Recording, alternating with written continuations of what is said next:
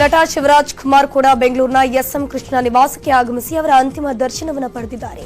ಬಳಿಕ ಮಾತನಾಡಿರುವಂತಹ ಅವರು, ನಮ್ಮ ತಂದೆಯವರನ್ನ ವೀರಪ್ಪನ್ ಅಪಹರಿಸಿದ್ದಾಗ ನಮ್ಮ ಜೊತೆ ಕೃಷ್ಣ ಅವರು ನಿಂತಿದ್ರು. ನಮ್ಮ ಕುಟುಂಬಕ್ಕೂ ಅವರ ಕುಟುಂಬಕ್ಕೂ ಉತ್ತಮ ಆತ್ಮೀಯತೆ ಇತ್ತು. ಕೃಷ್ಣ ಕುಟುಂಬಕ್ಕೆ ದುಃಖ ಭರಿಸುವ ಶಕ್ತಿ ದೇವರು ಕೊಡ್ಲಿ ಅಂತ ಹೇಳಿದ್ರು. ಯಾವಾಗಲೂ ಅಷ್ಟೇ, ಅದು ಬಿಫೋರ್ ಅಷ್ಟೇ ಫಾದರ್ ಅವರು ಯಾವಾಗಲೂ ಕೃಷ್ಣ ಮೇಲೆ ಒಂದು ಸಪ್ರೇಟ್ ರೆಸ್ಪೆಕ್ಟ್ ಇರೋದು. ಯಾವಾಗಲೂ ಐ ಥಿಂಕ್ ಅವ್ರು ಯಾವಾಗಲೂ ಹೇಳೋರು ಈ ಥರ ಒಂದು ಸೊಫಿಸ್ಟಿಕೇಟೆಡ್ CM ಇಲ್ಲಾಂದರೆ ಒಬ್ಬ ಮನುಷ್ಯ ಸೊಫಿಸ್ಟಿಕೇಟೆಡ್ ಆದರೆ ಹೆಂಗಿರ್ಬೇಕಂದ್ರೆ ಎಸ್ ಎಂ ಕೃಷ್ಣ ಅಂತ ಇರಬೇಕು. ಶಿಸ್ತು ಮಾಡೋ ಕೆಲಸದಲ್ಲಿ ಇರ್ಬೋದು. ಆಮೇಲೆ ಎಸ್ಪೆಷಲಿ ಈ ಕಿಲಿಂಗ್ ವೀರಪ್ಪನ ಟೈಮ್ನಲ್ಲಿ ನಮ್ಮ ಫ್ಯಾಮಿಲಿ ಜೊತೆ ಇದ್ದಿದ್ದು ಯಾವತ್ತೂ ನಾವು ಮರೆಯಲ್ಲ. ಆಮೇಲೆ ಪರ್ಸನಲ್ ನಮಗೂ ಅವ್ರ ಜೊತೆ ಆತ್ಮೀಯತೆ ಇದು, ಅವರ ಸನ್ನಿಲ್ಲ ಇರ್ಬೋದು, ಅವರ ಇಡೀ ಫ್ಯಾಮಿಲಿ ಜೊತೆಲಿ ಎಲ್ಲ ಪ್ರೇಮ ಆಂಟಿ ಇರ್ಬೋದು, ಎಲ್ಲ ಜೊತೆಲೂ ಒಂದು ನಂಟಿಸ್ತಾನ ಇತ್ತು. ಇವತ್ತು ಖಂಡಿತ ದುಃಖ ಆಗುತ್ತೆ, ಯಾಕಂದರೆ ವಯಸ್ಸು ಎಷ್ಟೇ ಆದ್ರೂ ಹೋದ್ರೆ ಲಾಸ್ ಅಂತ ಲಾಸನ್ನೇ. ದಿವಂಗತ ಎಸ್ಎಂ ಕೃಷ್ಣ ಅವರನ್ನ ನೆನೆದು ಮಾತನಾಡಿದ ಮಾಜಿ ಸಂಸದೆ ಸುಮಲತಾ, ಅಂಬರೀಶ್ ಅವರನ್ನ ಪುನಃ ಕಾಂಗ್ರೆಸ್ಗೆ ಕರೆತಂದಿದ್ದು ಎಸ್ಎಂಕೆ ಅವರೇ ಅಂತ ಹೇಳಿದ್ರು. ರಾಜ್ಯ ಕಂಡ ಶ್ರೇಷ್ಠ ರಾಜಕಾರಣಿ, ಮಂಡ್ಯದ ಹೆಮ್ಮೆಯ ಮಗ ಎಸ್ಎಂ ಕೃಷ್ಣ ಅವರು ಡಿಗ್ನಿಫೈಡ್ ರಾಜಕಾರಣಿ. ಬೆಂಗಳೂರು ನಂಬರ್ 1 ಅನ್ನೋ ಹೆಸರು ಗಳಿಕೆ ಕೀರ್ತಿ ಎಸ್ಎಂಕೆಗೆ ಸಲ್ಲುತ್ತೆ. ಅವರ ಜನಪರ ಕಾಳಜಿ, ತಂತ್ರಜ್ಞಾನ ಕ್ಷೇತ್ರದ ಅಭಿವೃದ್ಧಿ ಎಂದಿಗೂ ಮರೆಯಬಾರದು ಅಂತ ಹೇಳಿದರು. ಎಸ್ಎಂ ಕೃಷ್ಣ ನಿಧನದ ಬಗ್ಗೆ ಬೆಂಗಳೂರಿನಲ್ಲಿ ಬಿಜೆಪಿಯ ರಾಜ್ಯಾಧ್ಯಕ್ಷ ಬಿವೈ ವಿಜಯೇಂದ್ರ ಮಾತನಾಡಿದ್ದಾರೆ. ಧೀಮಂತ ನಾಯಕನ ಅಗಲಿಕೆ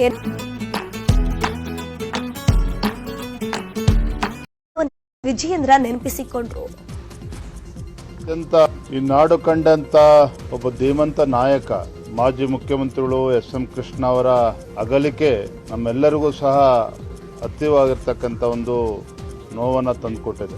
ಮುಖ್ಯಮಂತ್ರಿಗಳಾಗಿ, ರಾಜ್ಯಪಾಲರಾಗಿ, ಕೇಂದ್ರದ ಸಚಿವರಾಗಿ ಯಾವ ಹುದ್ದೆಗಳನ್ನು ಅವರು ಅಲಂಕರಿಸಿದ್ರೋ ಎಲ್ಲ ಹುದ್ದೆ ಅಥವಾ ಜವಾಬ್ದಾರಿಗಳನ್ನು ಅತ್ಯಂತ ಜವಾಬ್ದಾರಿಯುತವಾಗಿ ಅವರದೇ ಆದಂಥ ಒಂದು ಛಾಪನ್ನ ಮೂಡಿಸಿರ್ತಕ್ಕಂಥವ್ರು ಸನ್ಮಾನ್ಯ ಶ್ರೀ ಎಸ್ ಎಂ ಕೃಷ್ಣಾಜಿ ಅವರು ಅಂತ ಒಬ್ಬ ಹಿರಿಯ ರಾಜಕಾರಣಿ, ಒಬ್ಬ ಮಾಜಿ ಮುಖ್ಯಮಂತ್ರಿಗಳು ನಮ್ಮ ಮಧ್ಯೆ ಇಲ್ಲ.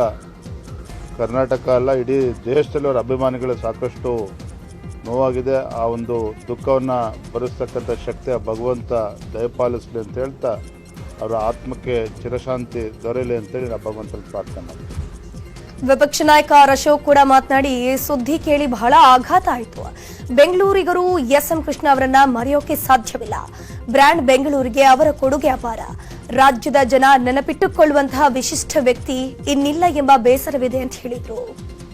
ಅವರು ನಮ್ಮ ಮಧ್ಯೆ ಇಲ್ಲ ಅನ್ನೋ ಸುದ್ದಿ ತಿಳಿದು ನಮ್ಮೆಲ್ಲರಿಗೂ ಆಘಾತ ಆಗಿದೆ. ಯಾಕಂದರೆ ಅವ್ರ ಜೊತೆ ಭಾಳ ಒಡನಾಟ ಇತ್ತು ನಮಗೆ. ನಾವೆಲ್ಲ ಯಾವೇ ಅಧಿಕಾರ ಬಂದಂಥ ಸಂದರ್ಭದಲ್ಲೂ ಕೂಡ ನಾವು ಸ್ವೇರಿಂಗ್ ಸೆರೆಮನಿ ಮುಗಿಸ್ಕೊಂಡು ಎಸ್ ಎಂ ಕೃಷ್ಣ ಅವ್ರ ಮನೆಗೆ ಬಂದು ಅವ್ರ ಆಶೀರ್ವಾದ ತೆಗೆದುಕೊಂಡು ಹೋಗ್ತಾ ಇದ್ರಿ. ನಮ್ಮೆಲ್ಲರಿಗೂ ಬೆಂಗಳೂರಿನ ಜನ ವಿಶೇಷವಾಗಿ ಅವ್ರನ್ನ ಮರೆಯೋಕ್ಕೆ ಸಾಧ್ಯನೇ ಇಲ್ಲ. ಬೆಂಗಳೂರಿಗೆ ಒಂದು ಬ್ರ್ಯಾಂಡ್ ಹೆಸರನ್ನು ಕೊಟ್ಟಂಥವ್ರು. ಇವತ್ತು ಅಂತಾರಾಷ್ಟ್ರೀಯ ಮಟ್ಟದಲ್ಲಿ ಬೆಂಗಳೂರು ಬೆಳಿಬೇಕಾದ್ರೆ ಎಸ್ ಎಂ ಕೃಷ್ಣ ಅವರ ಪಾತ್ರ ಭಾಳ ದೊಡ್ಡದು. ಸದಾಶಿವನಗರದ ಮನೆಗೆ ಭೇಟಿ ನೀಡಿ ರಾಜ್ಯಪಾಲ ಥಾವರ್ ಚಂದ್ ಗೆಹ್ಲೋಟ್ ಎಸ್ಎಂ ಕೃಷ್ಣ ಅವರ ಪಾರ್ಥಿವ ಶರೀರದ ಅಂತಿಮ ದರ್ಶನ ಪಡೆದರು. ಎಸ್ಎಂ ಕೃಷ್ಣ ಆದರ್ಶ ರಾಜಕಾರಣಿ. ರಾಜ್ಯಪಾಲರು ಭಾರತ ಸರ್ಕಾರದ ವಿದೇಶ ಮಂತ್ರಿಯಾಗಿ ಸೇವೆ ಸಲ್ಲಿಸಿದ್ದಾರೆ. ಇಂತಹ ಮಹಾನ್ ವ್ಯಕ್ತಿ ನಮ್ಮ ಜೊತೆಗಿಲ್ಲ ಅನ್ನುವುದು ದುಃಖದ ವಿಚಾರ. ಅವರ ಕುಟುಂಬಕ್ಕೆ ದೇವರು ಶಕ್ತಿ ಕೊಡಲಿ ಅಂತ ಹೇಳಿದರು. कर्नाटक और देश के विकास में निरंतर सक्रिय प्रयास करने वाले महान नेता, कर्नाटक सरकार के पूर्व मुख्यमंत्री, भारत सरकार के पूर्व विदेश मंत्री और महाराष्ट्र के राज्यपाल रहे ऐसे कर्मठ और जनप्रिय नेता को हम सब ने खोया है. इस दुख की घड़ी में मैं एसएम कृष्णा साहब को विनम्र श्रद्धांजलि अर्पित करता हूं और भगवान से प्रार्थना करता हूं कि इस आघात को सहन करने की उनके परिवार को शक्ति प्रदान करे. ಬೆಳಗಾವಿಯಲ್ಲಿ ಮಾತನಾಡಿದ ಪರಿಷತ್ನ ಸದಸ್ಯ ಎಚ್ ವಿಶ್ವನಾಥ್, ಎಸ್ಎಂ ಕೃಷ್ಣ ಒಬ್ಬ ಧೀಮಂತ ನಾಯಕ. ಎಂತಹ ಸಮಸ್ಯೆ ಬಂದರೂ ಸಮರ್ಥವಾಗಿ ಎದುರಿಸ್ತಾ ಇದ್ರು. ಎಸ್ಎಂ ಕೃಷ್ಣ ಇನ್ನಿಲ್ಲ ಅನ್ನೋಕೆ ದುಃಖವಾಗ್ತಿದೆ. ಬೆಂಗಳೂರಿನ ಅಭಿವೃದ್ಧಿಗೆ ಎಸ್ಎಂ ಕೃಷ್ಣ ಅವರ ಕೊಡುಗೆ ಅಪಾರ ಅಂತ ಹೇಳಿದ್ರು. ಎಸ್ಎಂ ಕೃಷ್ಣ ಅವರನ್ನ ನಾನು ವಿದ್ಯಾರ್ಥಿ ದೆಸೆಯಿಂದಲೂ ಕೂಡ ಬಲ್ಲೆ. ಸತತ 3 ತಿಂಗಳು ಮಳೆ ಇಲ್ಲದೆ ಇದ್ರು ಕೂಡ, ಬರಗಾಲ ಇದ್ರು ಕೂಡ ಜಾನುವಾರುಗಳಿಗೆ ಮೇವಿನ ಕೊರತೆ ಆಗಲಿಲ್ಲ, ಜನರಿಗೆ ಅನ್ನದ ಕೊರತೆ ಆಗಲಿಲ್ಲ. ಯಾವುದೇ ಕೊರತೆ ನಾಡಿನ ಜನರನ್ನ ಬಾಧಿಸದ ರೀತಿ ಅವ್ರು ನಡ್ಕೊಂಡು ಈ ಮಧ್ಯೆ ಡಾಕ್ಟರ್ ರಾಜ್ಕುಮಾರ್ ಅಪಹರಣ ಅದನ್ನ ಬಹಳ ಸೂಕ್ಷ್ಮವಾಗಿ ನಿಗ್ರಹಿಸಿದ್ರು. ಅದ್ರ ಜೊತೆಗೆ ಕಾವೇರಿ ಕೊಳ್ಳದ ಸಮಸ್ಯೆ, ಈಗ ಹಲವಾರು ಸಮಸ್ಯೆಗಳಿದ್ರೂ ಕೂಡ ಅದನ್ನ ಬಹಳ ಶಾಂತ ರೀತಿಯಿಂದ ಎಲ್ಲರ ಸಹಕಾರದಿಂದ ನಿಭಾಯಿಸಿದ್ರು. ಎಸ್ಎಂ ಕೃಷ್ಣ ನಿಧನಕ್ಕೆ ಮಠಾಧೀಶರು ಕಂಬನಿ ಮಿಡಿದಿದ್ದಾರೆ. ಬೆಂಗಳೂರಿನ ಕೃಷ್ಣ ನಿವಾಸಕ್ಕೆ ಭೇಟಿ ನೀಡಿದ ಸುತ್ತೂರು ಶ್ರೀಗಳು ಅಂತಿಮ ದರ್ಶನ ಪಡೆದು ಕಂಬನಿ ಮಿಡಿದಿದ್ದಾರೆ. ಇನ್ನು ಮೈಸೂರಲ್ಲಿ ಮಾತನಾಡಿದ ಗಣಪತಿ ಸಚ್ಚಿದಾನಂದ ಶ್ರೀಗಳು ಕೂಡ ಸಂತಾಪವನ್ನು ಸೂಚಿಸಿದ್ದಾರೆ. ರಾಜಕೀಯ ಕ್ಷೇತ್ರದಲ್ಲಿ ಧ್ರುವತಾರೆಯಂತೆ ಬೆಳಗಿದ ಮನುಷ್ಯ ಎಸ್ ಎಂ ಕೃಷ್ಣ ಅವರು ದೈವಾಧೀನರಾಗಿರ್ತಕ್ಕಂತಹದ್ದು ದುಃಖದ ಸಂಗತಿ. ಕರ್ನಾಟಕ ಕಂಡಂತಹ ಒಬ್ಬ ಅಪರೂಪದ ಸುಸಂಸ್ಕೃತ ರಾಜಕಾರಣಿ ಕೃಷ್ಣ ಅವರು. ಪಾರ್ವತಮ್ಮ ರಾಜ್ಕುಮಾರ್ ಅವರ ತಮ್ಮ ಚಿನ್ನೇಗೌಡರು ಎಸ್ಎಂ ಕೃಷ್ಣ ಅವರ ಸಾವಿಗೆ ಸಂತಾಪ ಸೂಚಿಸಿದ್ದಾರೆ. ರಾಜಕೀಯ ಕ್ಷೇತ್ರದಲ್ಲಿ ಅಪಾರವಾದ ಜನಮನ್ನಣೆಯನ್ನ ಗಳಿಸಿದವರು. ಅವರು ಮಾಡಿದ ಸೇವೆ ಅಜರಾಮರ. ನಮ್ಮ ಭಾವ ರಾಜ್ಕುಮಾರ್ ಅವರನ್ನ ನರಹಂತಕ ವೀರಪ್ಪ ಕಿಡ್ನಾಪ್ ಮಾಡಿದಾಗ ಕೃಷ್ಣ ತೋರಿದ ಸಹಾನುಭೂತಿ ನಿಜಕ್ಕೂ ಅಪಾರ. ಅವರನ್ನ ರಾಜ್ಕುಮಾರ್ ಕುಟುಂಬ ಇರೋವರೆಗೂ ನೆನಪು ಮಾಡಿಕೊಳ್ಳುತ್ತೆ. ಅವರ ಆತ್ಮಕ್ಕೆ ಶಾಂತಿ ಸಿಗಲಿ ಅಂತ ಪ್ರಾರ್ಥನೆಯನ್ನ ಮಾಡ್ತೀವಿ ಅಂತ ಹೇಳಿದ್ರು. ನಮ್ಮ ಭಾವ ಡಾಕ್ಟರ್ ರಾಜ್ಕುಮಾರ್ ಅವ್ರನ್ನ ಗಾಜ್ನೂರಿನಲ್ಲಿ ನರಹಂತಕ ವೀರಪ್ಪ ಕಿಡ್ನಾಪ್ ಮಾಡಿದಾಗ ಇಡೀ ಕರ್ನಾಟಕ ಶೋಕವನ್ನು ವ್ಯಕ್ತಪಡಿಸುತ್ತೆ.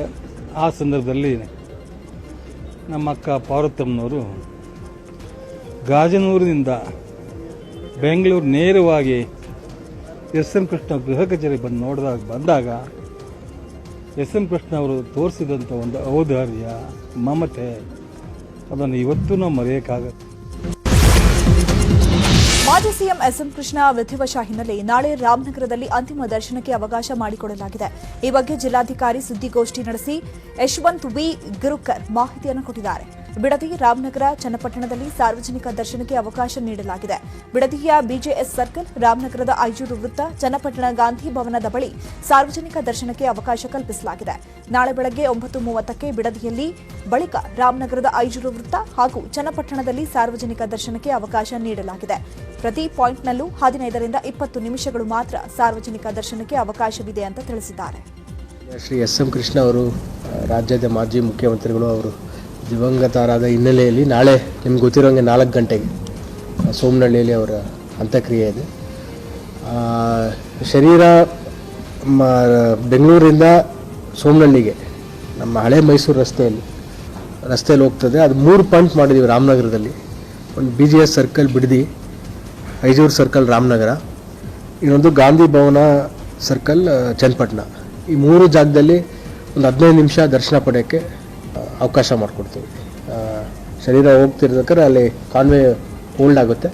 ಒಂದು 15ರಿಂದ 20 ನಿಮಿಷ ಅಲ್ಲಿದ್ದು ಯಾರ್ಯಾರು ದರ್ಶನ ಪಡಿಬೇಕು ಅವ್ರ ಅಂತಿಮ ನಮನ ಸಲ್ಲಿಸೋಕ್ಕೆ ಆಪರ್ಚುನಿಟಿ ಕೊಟ್ಟು ಮುಂದೆ ಕರಿ ಹೋಗ್ತದೆ. 8:45 ಅಥವಾ ಎಸ್ಎಂ ಕೃಷ್ಣ ಹುಟ್ಟೂರು ಸೋಮನಹಳ್ಳಿಯಲ್ಲಿ ನೀರವ ಮೌನ ಆವರಿಸಿದೆ. ಎಸ್ಎಂಕೆ ಅಗಲಿಕೆಗೆ ಗ್ರಾಮಸ್ಥರು ಕಂಬನಿ ಮಿಡಿದಿದ್ದಾರೆ. ಎಸ್ಎಂ ಕೃಷ್ಣ ಜೊತೆಗಿನ ಒಡನಾಟವನ್ನ ಸ್ಥಳೀಯರು ನೆನೆದು ಕಣ್ಣೀರು ಹಾಕ್ತಿದ್ದಾರೆ. ಇನ್ನು ಹಳ್ಳಿಗಳೇ ಬಿಕೋ ಅಂತಿದೆ. ಹುಟ್ಟೂರು ಸೋಮನಹಳ್ಳಿಯಲ್ಲಿ ನಾಳೆ ಸಂಜೆ ಎಸ್ಎಂ ಕೃಷ್ಣ ಅವರ ಅಂತ್ಯ ಸಂಸ್ಕಾರ ನಡೆಯಲಿದೆ. ವೈದಿಕ ಅರ್ಚಕ ಭಾನುಪ್ರಕಾಶ್ ಶರ್ಮಾ ನೇತೃತ್ವದಲ್ಲಿ ಅಂತಿಮ ವಿಧಿವಿಧಾನ ನಡೆಯಲಿದೆ. ನಾಡಿನ ಒಕ್ಕಲಿಗ ಮಠಗಳ ಶ್ರೀಗಳು ಹಾಗೂ ಸಾಧು ಸಂತರ ಸಮ್ಮುಖದಲ್ಲಿ ಅಂತ್ಯ ಸಂಸ್ಕಾರ ನಡೆಸಲು ಸಿದ್ಧತೆ ಮಾಡಿಕೊಳ್ಳಲಾಗಿದೆ. ಅಂತಿಮ ದರ್ಶನ ಪಡೆದು ಮಾತನಾಡಿರುವಂತಹ ಮಾಜಿ ಶಾಸಕಿ ಮೋಟಮ್ಮ, ಎಸ್ಎಂಕೆ ಆಡಳಿತ ಸುವರ್ಣ ಕಾಲ, ಕ್ರೀಡಾಂಗಣ, ಆಸ್ಪತ್ರೆ, ಬಿಸಿಯೂಟ ಜಾರಿ ಮಾಡಿದ್ರು ಅಂತ ಹೇಳಿದ್ರು. ಇವತ್ತು ನಾನು ಡಾಲರ್ಸ್ ಕಾಲೋನಿಯಲ್ಲಿ ಮನೆ ಮಾಡಿದ್ದೀನಿ ಅಂದ್ರೆ ಅದಕ್ಕೆ ಎಸ್ಎಂ ಕೃಷ್ಣ ಅವರೇ ಕಾರಣ. ಅದಕ್ಕೆ ನಾನು ಕೃಷ್ಣಾಶ್ರಯ ಅಂತಾನೆ ಹೆಸರನ್ನ ಇಟ್ಟಿದ್ದೀನಿ. ಮಹಿಳೆಯರನ್ನ ಪ್ರೋತ್ಸಾಹಿಸುವ ಗುಣ ಅವರಲ್ಲಿತ್ತು. ಮಂತ್ರಿ ಮಂಡಲದಲ್ಲಿ ಹೆಚ್ಚಾಗಿ ಮಹಿಳೆಯರಿಗೆ ಅವಕಾಶವನ್ನ ನೀಡಿದ್ರು ಅಂತ ಹೇಳಿದ್ರು. ಮುಂದೆ ತಂದು ನನಗೆ ರಾಜಕೀಯದಲ್ಲಿ ವಾಯ್ಸ್ ಅನ್ನು ಕೊಟ್ಟಂಥವ್ರು ಎಸ್ಎಂ ಕೃಷ್ಣ ಅವರು ನಾನು ಈ ಜೀವನದಲ್ಲಿ ಮರೀಲಿಕ್ಕೆ ಸಾಧ್ಯ ಇಲ್ಲ. ಅವರು ಸ್ಪೀಕರ್ ಆಗಿದ್ದಾಗೂ ತುಂಬ ನನಗೆ ಎನ್ಕರೇಜ್ ಮಾಡಿ ಮಾತಾಡಲಿಕ್ಕೆ ಅವಕಾಶ ಮಾಡಿಕೊಡ್ತಾ ಇದ್ರು. ನಾನು ಈಗ MLA ಲೇಔಟ್ ಡಾಲರ್ಸ್ ಕಾಲೋನಿಯಲ್ಲಿ ಮನೆ ಮಾಡಿದ್ದೀನಿ ಅಂದರೆ ಅವ್ರ ಸಹಾಯನೇ ಹೆಚ್ಚು. ಅದಕ್ಕೆ ನಾನು ಕೃಷ್ಣಾಶ್ರಯ ಅಂತಲೇ ಆ ಮನೆಗೆ ಹೆಸರಿಟ್ಕೊಂಡಿದ್ದೀನಿ. ಇನ್ನು ಎಸ್ಎಂ ಕೃಷ್ಣ ಅಂತಿಮ ದರ್ಶನ ಪಡೆದ ಬಳಿಕ ಮಾತನಾಡಿದ ಮಾಜಿ ಸಚಿವ ವಿನಯ್ ಕುಮಾರ್, ಎಸ್ಎಂ ಕೃಷ್ಣ ಅವರು ರಾಜಕಾರಣದಲ್ಲಿ ಶಾಶ್ವತವಾಗಿ ಉಳಿಯುವ ವ್ಯಕ್ತಿತ್ವ. ಅವರ ಭಾಷೆ, ಆಡುವ ಮಾತು, ಶಿಸ್ತು ಎಲ್ಲರಿಗೂ ಮಾದರಿ. ಅವರು ಸಿಎಂ ಆಗಿದ್ದಾಗ ಅನೇಕ ದೊಡ್ಡ ಸಮಸ್ಯೆಗಳಾಯಿತು. ಅದೆಲ್ಲವನ್ನ ಸಮರ್ಥವಾಗಿ ಎದುರಿಸಿದ್ರು. ನನ್ನಂತಹ ಅನೇಕರಿಗೆ ರಾಜಕೀಯ ಶಕ್ತಿ ಕೊಡುವ ಕೆಲಸ ಮಾಡಿದ್ರು ಅಂತ ಹೇಳಿದರು. ಮಾಜಿ ಮುಖ್ಯಮಂತ್ರಿ ಎಸ್ಎಂ ಕೃಷ್ಣ ನಿಧನ ಹಿನ್ನೆಲೆ ದಾವಣಗೆರೆ ಸಂಸದೆ ಪ್ರಭಾ ಮಲ್ಲಿಕಾರ್ಜುನ ಸಾಮಾಜಿಕ ಮಾಧ್ಯಮಗಳಲ್ಲಿ ಹಳೆಯ ನೆನಪನ್ನ ಮೆಲುಕು ಹಾಕಿದ್ದಾರೆ. 1999ರಿಂದ 2004ರಲ್ಲಿ ಮುಖ್ಯಮಂತ್ರಿ ಆಗಿದ್ದ ವೇಳೆ ಶಾಮನೂರು ಶಿವಶಂಕರಪ್ಪ ಮನೆಗೆ ಎಸ್ಎಂ ಕೃಷ್ಣ ಆಗಮಿಸಿದ್ರು. 2004ರಡಿ ಕ್ರೀಡಾ ಯೋಜನೆಯ ಸಚಿವರಾಗಿದ್ದ ಎಸ್ಎಂ ಮಲ್ಲಿಕಾರ್ಜುನ ಎಸ್ಎಂ ಕೃಷ್ಣರವರು ಮನೆಗೆ ಆಗಮಿಸಿದಾಗ ಊಟವನ್ನು ಬಡಿಸಿದ್ರು. ಈ ನೆನಪನ್ನ ಸಾಮಾಜಿಕ ಮಾಧ್ಯಮಗಳಲ್ಲಿ ಸಂಸದೆ ಪ್ರಭಾ ಮಲ್ಲಿಕಾರ್ಜುನ ಹಂಚಿಕೊಂಡಿದ್ದಾರೆ.